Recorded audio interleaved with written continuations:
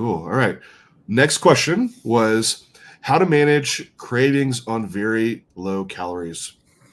So it's a tough one because it's so athlete specific, right? I think athlete psychology is a huge player here. So the level of discipline, right? So remembering the why and envisioning the end goal is going to ultimately determine like how one experiences those cravings, how strong they are, and certainly how they handle them, right? So it's like Mike Tyson said, you're nothing without discipline. I don't care how good you are, right? So I try to instill as a coach and an athlete before they get into prep that there's a notion that there's a psychological payout for achieving or executing on discipline for a long stretch of time, right? So not to get too woo-woo with it, but if you think about like the most spiritually enlightened figureheads in society being like Buddhist monks and Catholic nuns, the big commonality there is that they're all exercising extreme self-discipline and a restriction, right? So there's a payout there, or else they wouldn't be doing it, right? So I encourage people to kind of chase that feeling, and I think that makes them more process-driven. John, I think you just recently posted about process-driven versus outcome-focused, right? Like going into a prep to gain that benefit of that spiritual enlightenment, proving yourself that you can execute on what you say you're going to do for a long stretch of time, stacking up those little wins, right? So I'm sure a lot of people that I work with connect with that and they resonate with it. I'm sure some are like, just please shut up. I'm so hungry, right? But yeah, for what it's worth, I think that like mindset and discipline and psychology are the biggest driver there. But even with mindset in place, like there are certainly tools in your tool belt that you can use to make that restriction more enjoyable or less painful. And I think the biggest one, it's not the sexiest, but it's staying busy, right? So people that have like busy jobs, long hours, where they're focused on a task for long periods of time, they tend to do really well and not suffer from giving into a craving. So for those, it's usually those people that like a nurse, right, that does fine on their days on, right, because they're walking around, there's adrenaline going, they're taking care of patients. It's the off days, weekends where like they run into trouble, right, idle hands. So I think that for those that don't have busy jobs or on days where they're off, like programming in a lot of steps, right, laying off the direct cardio, and at least for those days, programming a lot of steps so that they have an excuse to get outside, get in the sunlight, get some endorphins going and some dopamine. Because I think, at least in part, what's driving a lot of those cravings is those feel-good hormones like dopamine and through that dopamine reward system, right? So if you're outside, you're moving, you're getting those stimulus and you're less focused on those cravings, I think. Fluid intake and high volume foods that are low calorie are an obvious go-to for as you move closer to show day. The fluids are going to go up. You need to make sure that electrolytes stay balanced, so increase sodium along with it in proportion.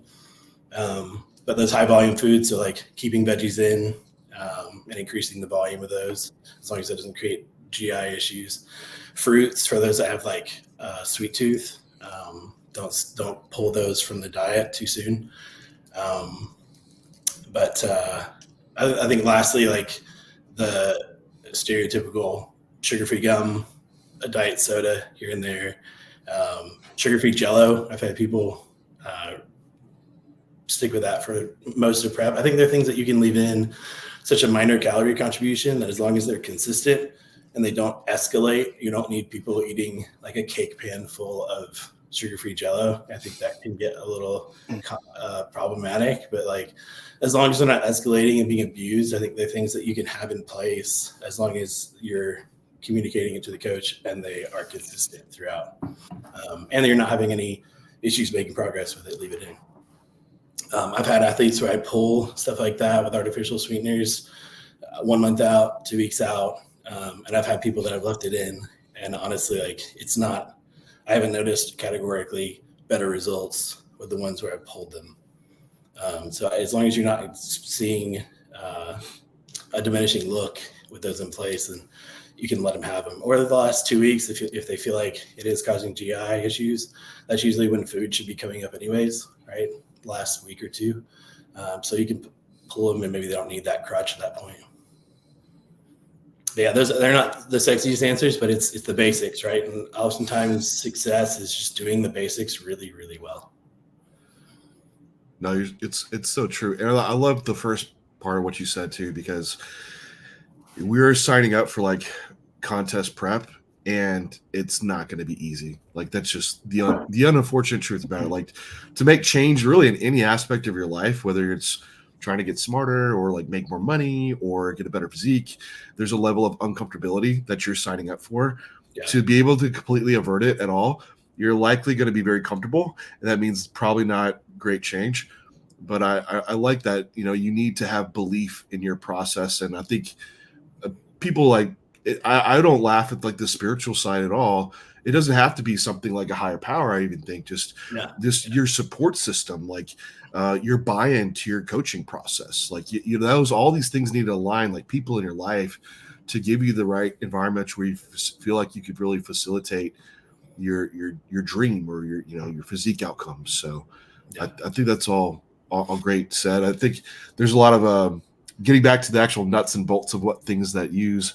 I think it's people like get these strict meal plans. I think it's nice to have a coach that you can really communicate with, and it's be able to shift food and make those food pulls where a hunger's really high. Add food there, and let's take it away from areas that you have like good satiety and you're not that hungry. And I think we get a lot of times, I got the plan where like, here's your diet and you just follow it. You're like, damn, I'm starving at night. You wake up mid-sleep. You're like, I can't go back to bed. I'm so hungry. Yeah. Can I eat some more food before bed? Like I'll sacrifice my breakfast for that. I think just easy things like that go so far. Yeah. And I think that like macro swapping, like I've had athletes that are really adept at like calculating macros and creating like gourmet meals out of their prep food, right? And incorporate things like chocolate chip pancakes for post-workout, right? And they got shredded. I mean, they were easy to diet, eating chocolate chip pancakes every day or after every workout. But it just, again, it's the client psychology. So it's like some people that would be a slippery slope. They get one chocolate chip in their mouth and all of a sudden they're like knuckles deep in a bowl of cereal and they're digging through the trash for somebody else's chicken tenders. Like it could be dynamite for one might be a death wish for somebody else. So knowing when to deploy like macro swapping, but certainly shifting carbs to nighttime is a neat trick. Like you want them as much around the workout as possible, obviously, but like if you can spare some, throw them in at night to help them get good sleep. Especially because usually it's at night when the athlete wants to eat more. Binge, binging always happens after sundown. Exactly. Nothing good happens after sundown. I usually have salads at night, like to help just like bulk. Like it's you're sitting around. It's when you're less busy, like you said, Beau. So like if I have a salad where I can kind of eat it slow, like that helps with that process. But it's such could be a double-edged sword, right? Like you have to manage like food volume because, hey, if you're bikini wellness, you need a tiny waist to be able to train it too and manage your digestive stress.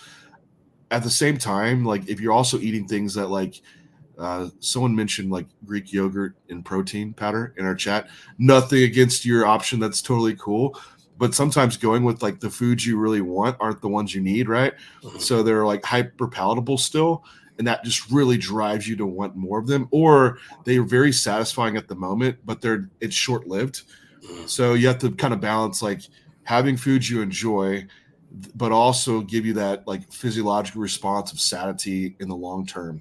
So I think there's a balance, a mix between the two. Some people are like, don't take away my whey protein. It's like, no, I hear you, but you might not be as hungry eating, another option. But yeah, because if the client is eating like the chocolate chip pancake and she's putting like 20 grams of chocolate, and she's hungry, you can say, do you know that you can just switch this 20 grams of chocolate for like 150 strawberry, and Yeah. this will Yeah, it's help like a you. bowl.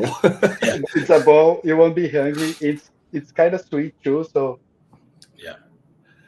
We had someone else mention like decaf coffee, which I'm huge like tea. Like I like tea on prep that way, because that's another one. Like coffee too late at night can be problematic, and especially just caffeine intake. Like bikini girls, putting down like a gram of caffeine on prep. So like moving to decaf, like teas and coffee, could mhm.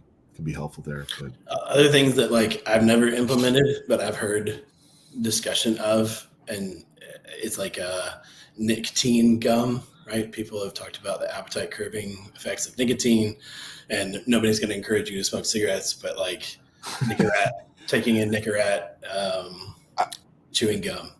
I've heard this too. I don't know how I feel about it. I've never recommended it. So No, I haven't either. I tried once and I won't try again. It's so weird. Yeah. Yeah.